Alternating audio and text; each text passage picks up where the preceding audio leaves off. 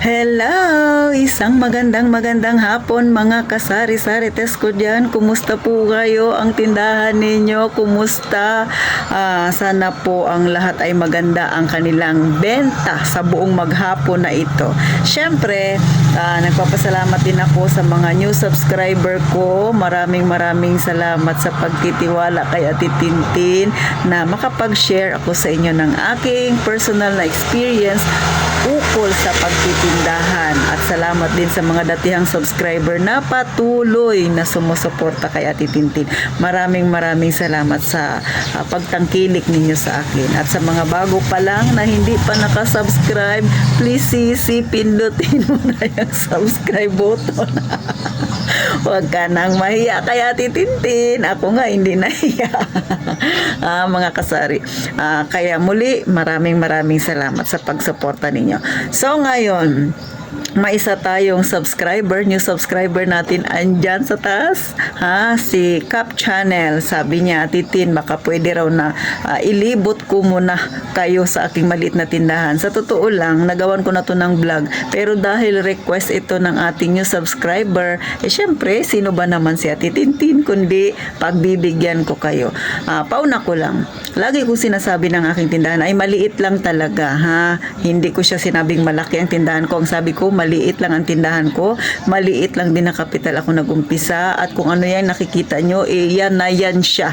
Ngayon, sa harapan ng tindahan ko ipapakita ko. So, sabi ko nga sa mga nauna-una ko pang vlog, hindi kagandahan ang tindahan ko kapag sa harapan ka tumingin, kasi wala pa siyang kapintura, ganon. So, nilalagyan ko lang ng chichira dahil kinunan ko ito kanina lang, at wala pang delivery na dumating, talagang baka bukas pa ako ulit mamimili ng mga chichiri at mga paninda ko. So medyo alog-alog ng kaunti yung aking tindahan kasi nga marami nang nabili.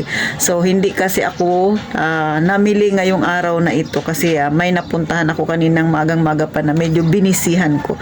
So eto na mga kasari, sana makapag-inspire sa inyo na kahit ganito ang itsura ng inyong tindahan, go lang Ako hindi ko pinagmamalaki yung aking tindahan na kahit ang itsura niya ay ganito, pero mahal ko ang aking tindahan kahit na sa tingin ng iba ay maliit lang at hindi pa talaga ganun ka ganda tingnan, pero ang mahalaga ipunuin mo ng paninda ang iyong tindahan. Sabi ko nga sa una-una ko pa talagang vlog, pagka tiningnan mo yung tindahan ko, hindi mo siya masasabing maganda sa labas, pero pagka tiningnan mo sa loob, makikita mo marami namang paninda si Ate Tintin, mga kasari. So eto na, hindi na ako magtatagal. Syempre, ipakita ko na at ipinagmamalaki kong ipakilala sa inyo ang tindahan ni Ate Tintin. So eto na siya, mga kasari. So eto na mga kasari-sarites ko dyan ang tindahan, ang itsura ng tindahan ko sa harapan. Gaya ng sinabi ko, wala pang pintura mga kasari. At syempre, eto naman yung nasa loob ng tindahan ko. Di ba?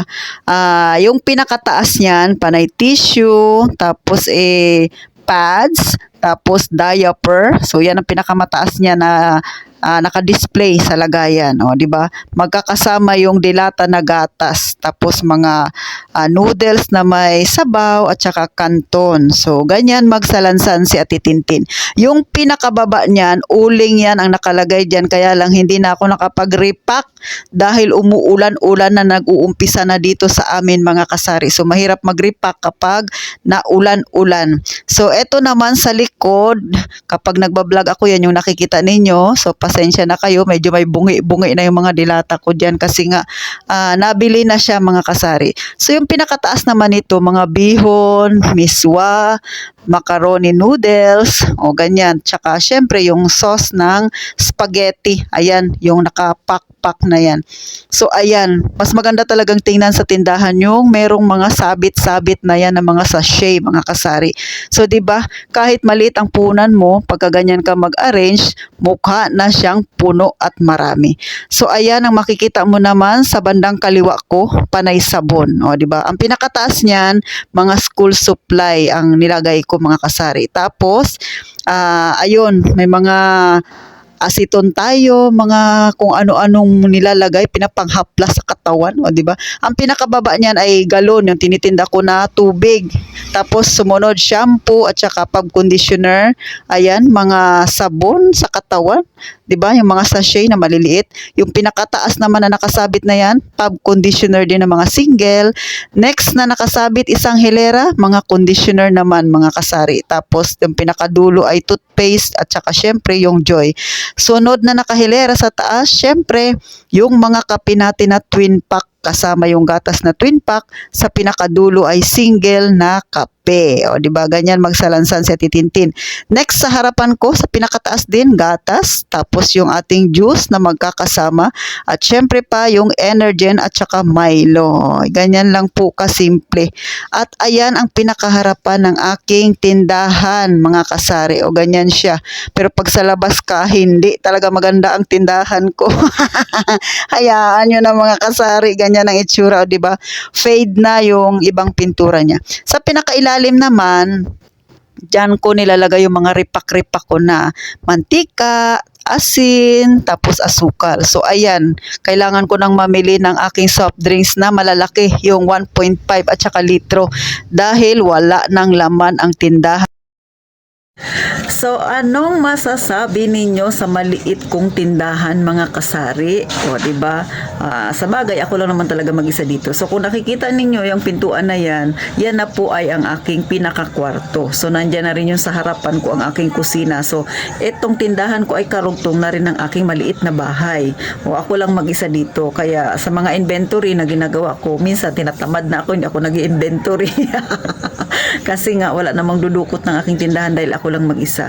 So, sa subscriber natin na nakisuyo na itur ko naman sa aking maliit na tindahan, mga kasari, sa totoo lang, itong tindahan na to ay matagal na. Kay mother ko pa ito, minana. So, ilang tao na yung nagtinda dito. Kaya kung mapapansin ninyo, yung mga pintura ng iba ay medyo bakbak na. Pero, hindi na mahalaga kung maganda ba ang itsura ng tindahan. Ang mahalaga, syempre, yung laman at kung paano ka magpresyo sa yung paninda. Kasi sigurado ako, si customer, babalik-balikan ka, ha, mga kasari. Kaya ikaw, sisi, na meron ng kapital, pero sa tingin mo ay maliit pa lang, pero bukal naman sa puso mo at handang-handa ka na magtindahan, ano pang ginagawa mo? Magtinda ka na. Kung sa Titintin nga, nagtinda na, kahit ganyan ang itsura na ng tindahan ko. Siyempre, gusto ko lang kayo ma-inspired. Hindi mahalaga kung ano ang itsura ng tindahan ninyo sa harapan. Ang mahalaga, ang laman sa loob, at saka kung kumpleto ka. O, diba? Yun ang mahalaga. At syempre, ang higit sa lahat, kahit maliit ang iyong kapital, nag-umpisa ka nang magtinda para tumubo ang iyong pera. O, diba? So, paano mga kasari? Hanggang dito na lang ang aking munting vlog. Sana sa susunod, suportahan nyo ang Ate Tintin. At sana magkita-kita pa tayo, ha? Sa mga bagong subscriber dyan, huwag ka nang mahiya, sisi. Pindot na ng subscribe button. At thank you muli. Mag-iingat kayong palagi, mga kasari.